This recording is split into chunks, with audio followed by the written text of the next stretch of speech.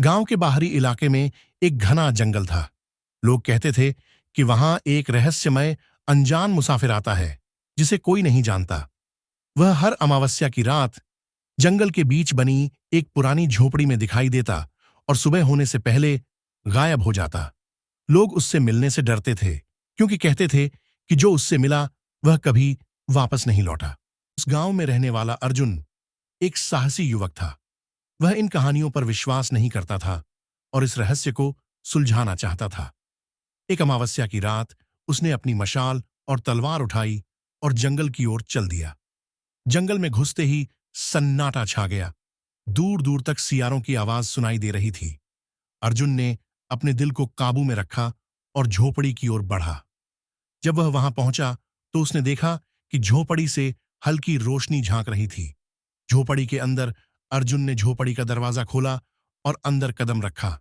वहां एक बूढ़ा आदमी बैठा था जिसकी सफेद दाढ़ी घुटनों तक थी और आंखें ऐसी चमक रही थीं जैसे वह सब कुछ देख ले। बूढ़े ने मुस्कुराते हुए कहा, तुम पहले इंसान हो जो मुझसे मिलने की हिम्मत करके आया है। अर्जुन ने पूछा, तुम कौन हो और यहां क्यों आते हो? बूढ़ा धीरे से बोला, मैं समय हूं।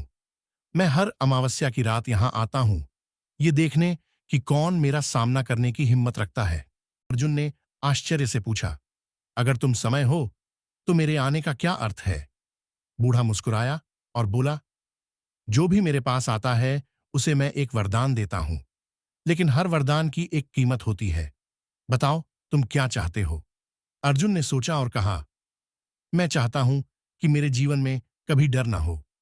बूढ़े ने अपनी आंखें बंद की और कहा, तुम्हारी इच्छा पूरी होगी, लेकिन याद रखना, डर इंसान को गलतियां करने से बचाता है।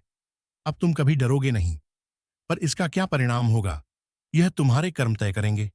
बदला हुआ जीवन। अर्जुन गांव लौट आया। अब वह हर चुनौती का सामना बिना डरे करता, लेकिन धीरे धीरे उसकी निडरता उसे घमंडी बना रही थी।